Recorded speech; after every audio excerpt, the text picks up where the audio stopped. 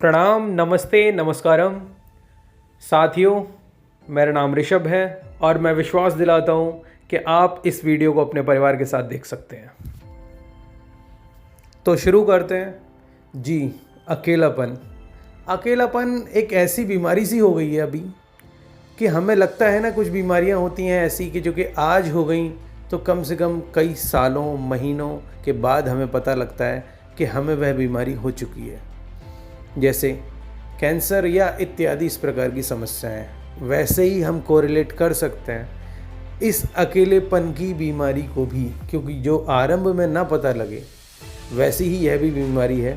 पता ना लगने के बाद एक लंबे समय के बाद जब पता लगता है तब तक व्यक्ति बहुत समस्याओं से ग्रसित हो चुका होता है। यूँ तो इस विषय में बहुत सारी चर्चाएं या बातें आपने सुनी होंगी, देखी भी होंगी वीडियोस, किंतु अकेलापन तो उस स्थिति का नाम है कि जैसे कोई व्यक्ति दुखी है और उसके दुख को ना तो कोई सुनने वाला है, ना ही उसे समझाने वाला है, और वह व्यक्ति अपने दुख को कहने में भी समर्थ नहीं है, क्योंकि उसे कोई मिल ही नहीं रहा है कि किससे कहें अपना दुख। या फिर इसके साथ ही वे भावनाएं जिनको वह व्यक्त करना चाहता है किसी दूसरे से, किंतु उन भावनाओं को सुनने वाला कोई नहीं है, उनको समझने वाला कोई नहीं है। और इसी कड़ी में यदि मैं कहूँ तो एक कमलेश्वर जी की एक कहानी है हिंदी की, जो कि खोई हुई दिशाएं। यदि समय मिले तो अवश्य आप पढ़िएगा, क्योंकि उस कहानी में भी अकेलेपन को बहुत अच्छे से दर्शाया है। अकेलापन किसी एक विशेष उम्र के लिए नहीं है, यह बच्चों में, बड़ों में, किसी में भी होता है, और ये बहुत तेज़ी से अपने देश में फैलता जा रहा है।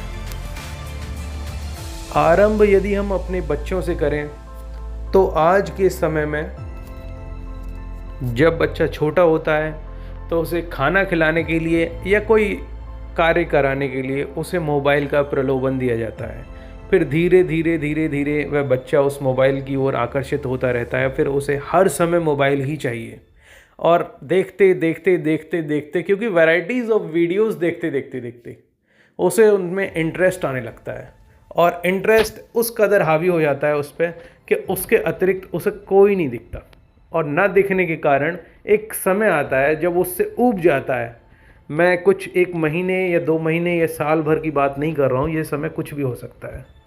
उसके बाद जब वह ऊब जाता है तो कहता है कि उसको कुछ और चाहिए, और एग्रेसिवनेस उसके अंदर आ जाती है, क्योंकि वह अकेला हो चुका है, समाज से तो कट चुका था ना वह। वहीं दूसरी ओर यदि माता पिता के झगड़े और यदि उनमें विवाह विच्छेद भी हो गया साथ में, तो बच्चे अपने आप को अकेला फील करते हैं। साइकोलॉजी में एक परिभाषा है स्कूल की कि school is a miniature form of the society. बच्चे समाज से या मनुष्यों से अधिकतर तभी जुड़े हुए हैं जब स्कूल में जाते हैं या किसी विवाह या किसी पार्टी में चले जा रहे हैं। मैं प्रत्यक्ष रूप से बात कर रहा हूँ, उसके अतिरिक्त अप्रत्यक्ष रूप से वे अधिकतर फ़ोन से ही जुड़े रहते हैं, जो कि एक कृत्रिम समाज या दुनिया है। अकेलेपन की एक और बड़ी समस्या है कि हम सच्चाई में जीना पसंद नहीं करते, किंतु चाहते अवश्य हैं कि बाकी सब लोग हमारे लिए सच्चे हों, क्योंकि मैं अंदर से कुछ और होता हूँ और बाहर कुछ और दिखाता हूँ।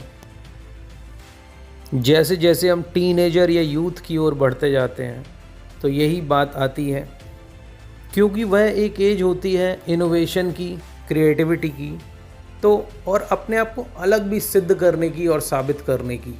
तो वहीं हम सोचते हैं कि नहीं, समाज मुझसे है, मैं समाज से नहीं हूँ। और यह तब तक सच और अच्छा लगता है जब तक कोई विषम परिस्थितियाँ नहीं आती हैं, किंतु जब विषम परिस्थितियाँ आती हैं और उसे लगता है कि मेरे दुख फीलिंग को समझने वाला तो आसपास कोई है ही नहीं, क्योंकि सच में जो उसे बनना चाहिए था अब तक वह कुछ और ही बन गया, क्योंकि खुद की पहचान बनाते बनाते वह किसी और की पहचान बन गया। इस उम्र तक तो हमारे देश में अधिकतर माता पिता ही अपने बच्चों का खर्च और बाकी समस्याओं को देख रहे होते हैं, किंतु जैसे ही उस स्टेज से ऊपर उठते हैं, जब व्यक्ति विवाहित हो जाता है, फिर बच्चों की जिम्मेदारी, साथ में यदि माता पिता हैं तो माता पिता की भी जिम्मेदारी, उसकी पत्नी होती है और बाकी रिश्तेदार या कोई भी चलन चलाना हो, जिनके कारण उसके पास आर्थिक समस्याएं भी धीरे धीरे धीरे धीरे उस पर शिकंजा कसने लगती हैं। ऐसी ही समस्याओं में व्यक्ति घिरता जाता है और जब उसे इस बीच में भी कोई विपदा आ जाए तो वह सहारे के लिए दृष्टि ढूंढता है, किंतु उसे सहारा नहीं मिलता और उसके बाद फिर से वो अकेलेपन के दलदल में घुसता चला जाता है। साथियों, क्योंकि ये समस्या बहुत गंभीर और बड़ी है तो वीडियो भी बड़ा हो रहा है। मैं इस वीडियो को यहीं समाप्त कर रहा हूँ। अगले पार्ट में थोड़ा सा आप देखेंगे, क्योंकि ये संक्षेप में ही दोनों पार्ट में ला रहा हूँ।